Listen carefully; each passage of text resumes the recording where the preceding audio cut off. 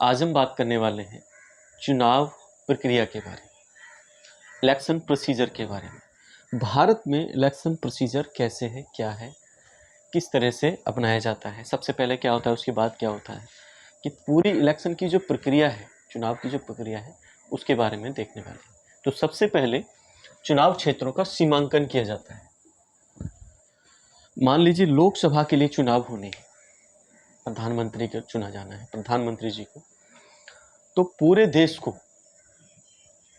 जितनी भी सीटों पर चुनाव होने हैं, पूरे देश को उसी हिसाब से, जनसंख्या के हिसाब से बांट दिया जाता है। मतलब जैसे कि यूपी में जनसंख्या बहुत ज़्यादा है, 19-20 करोड़ से ऊपर है तो पूरी यूपी के अंदर लोकसभा की 80 सीटें दी गई हैं। और वहीं पर अगर दिल्ली की बात करें, जनसंख्या के हिसाब से यहाँ पर 7 सीटें हैं लोकसभा के लिए। इसी तरह अगर राज्य विधानसभा की बात करें, तो उस राज्य में जितनी भी सीटें हैं, जितनी भी राज्य विधानसभा की सीटें हैं, उस पूरे राज्य को उसी लेवल पे बांट दिया जाता है। मतलब चुनाव क्षेत्रों का सीमांकन कर दिया जाता है।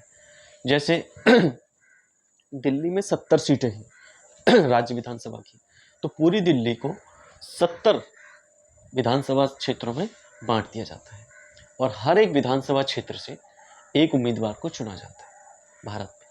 इसी तरह से लोकसभा में मैक्सिमम जो सीटें हैं वो 552 हैं।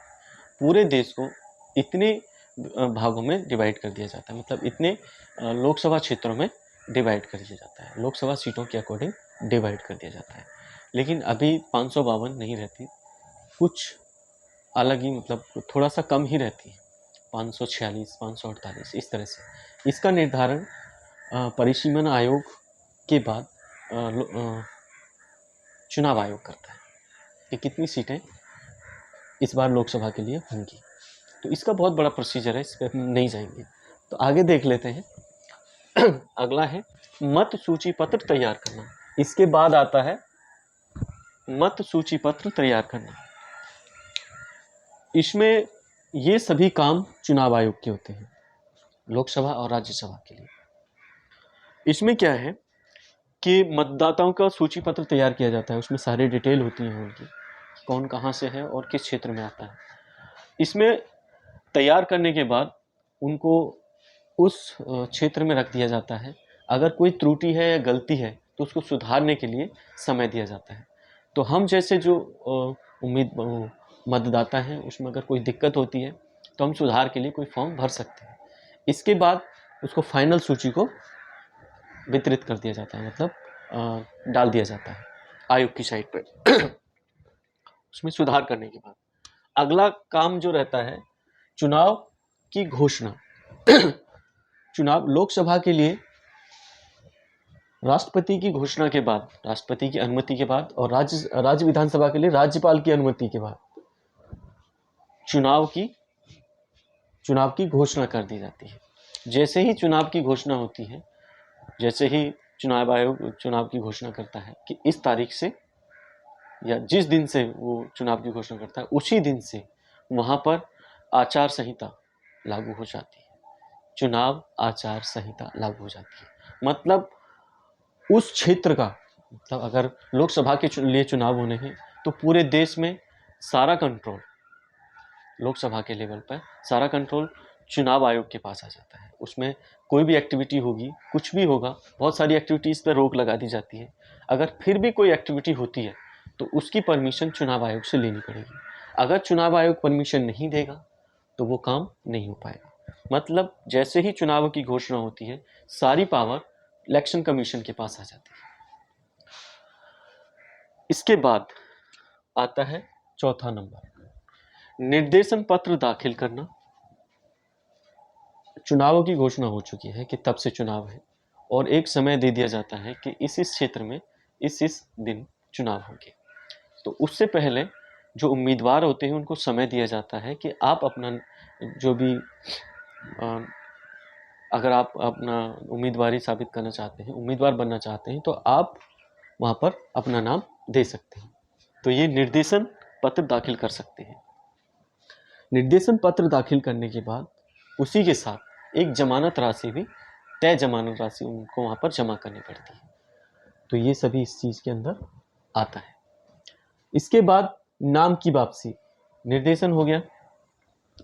अगर कोई उम्मीदवार चाहे कि या कोई प्रॉब्लम हो जाए तो वो अपना एक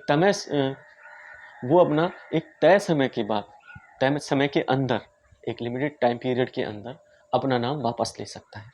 ये यहाँ पर आज़ादी दी गई है। इसमें जैसे ही नाम की वापसी करेगा, जो जमानत राशि उसने जमा की थी आयोग के पास, जिस भी जो ऑफिसर उन्होंने रख रखे उनके पास, वो जमानत राशि भी उसको वापस मिल जाती है। जमानत राशि की जो भी तय सीमा है उसका निर्धारण चुनाव आयोग ही करता है, कितना है कैसे है, उसके पास ये डाटा रहता है। आगे आक्षेप और जांच, ऑब्जेक्शन और स्क्रूटनी। इसके बाद उम्मीदवारों की जो भी निर्देशन करते हैं, जो भी अपना पत्र दाखिल करते हैं उम्मीदवारों के लिए प्रतिनिधि, तो उनको जांच करने का और ऑब्जेक्शन करने का अधिकार चुनाव आयोग के पास होता है। अगर कोई और व्यक्ति को या किसी और उम्मीदवार को किसी पर शक है कि ये क्रिमिनल है या किसी तरह से गलत आदमी है, तो वो भी उसके खिलाफ जांच की मांग कर सकता है। जैसे ही जांच अगर पूरी जो हो जाती है या वो सही पाया जाता है कि हाँ जांच में कुछ दिक्कतें हैं, तो उस उम्मीदवार को हटा दिया जाता है या फिर उसको रोक दिया जाता है कि चुनाव लड़ने से। इसके बाद आता है मतदान। अब मतदान तो सभी करते हैं। मतदान होता है, मतदान केंद्रों पर मतदाता जाते हैं, अपना वोट देते हैं। अब चल रहा है ईवीएम का दौर, इलेक्ट्रॉनिक वोटिंग मशीन। शुरुआत में सबसे पहले 25 नवंबर 1998 को ईवीएम का प्रयोग किया गया था दिल्ली विधानसभा के लिए। दिल्ली विधानसभा में सबसे पहले ईवीएम का प्रयोग किया गया था। इसके बाद बाकी राज्यों में, बाकी चुनावों में होने लगा और आज सभी जगह, पूरे देश में, सभी राज्यों में ईवीएम का प्रयोग होने लगा है। ईवीएम का प्रयोग 25 नवंबर 1998 को दिल्ली से शुरू हुआ था विधानसभा चुनाव में। अगला काम आता है मतगणना। इसके अंदर जो भी वोट पड़ चुके होते हैं उनकी गणना होती है, उनको चेक किया जाता है, उनकी गिनती होती है कि किस उम्मीदवार को कितने वोट मिले हैं। इसके बाद जैसे ही मतगणना पूरी होती है उसमें किसी उम्मीदवार को विजयी घोषित कर दिया जाता है और किसी को अविजयी, मतलब हारा हुआ। इसमें क्या होता है, मतगणना के समय उम्मीदवार या उनके प्रतिनिधि सभी लोग शामिल होते हैं। वहाँ पर जहाँ मतगणना केंद्र बनाए जाते हैं वहाँ पर वो बैठ सकते हैं, आराम से देख सकते हैं क्या हो रहा है, कुछ गड़बड़ तो नहीं हो रही है। तो ये आज़ादी उनको दी गई है। इसके बाद जो काम आता है मतगणना के बाद, चुनाव व्यय का विवरण। मतगणना के बाद घोषणा कर दी जाती है कि कौन विजयी है और कौन हार गया है। जैसे ही इसका रिजल्ट आता है उसके 45 दिन के अंदर उनको, जो भी उम्मीदवार जीते हुए हैं, उनको, उन सभी को अपने चुनाव व्यय का ब्यौरा देना पड़ता है। चुनाव व्यय का कितना व्यय किया है उन्होंने चुनावों पर, 45 दिन के अंदर उनको पूरा ब्यौरा देना पड़ता है। इसके बाद आता है चुनाव विवाद। अगर कोई उम्मीदवार कहता है, प्रतिनिधि कहता है कि दूसरे ने मेरे साथ गड़बड़ किया है, गलत तरीके से उसने वोट डलवाए और मेरे को हरा दिया, या चुनावों में सही तरीके से गिनती नहीं की गई है, या जो मतगणना केंद्र है वहाँ पर कुछ गड़बड़ की गई है, या मतदान केंद्र पर कुछ गड़बड़ हुई है, तो इसको लेकर कोई भी उम्मीदवार चुनाव विवाद न्यायालय में डाल सकता है कि मेरे साथ कुछ गलत घटना की गई है। तो इसको कोर्ट में, उसको लेकर वो कोर्ट में जा सकता है।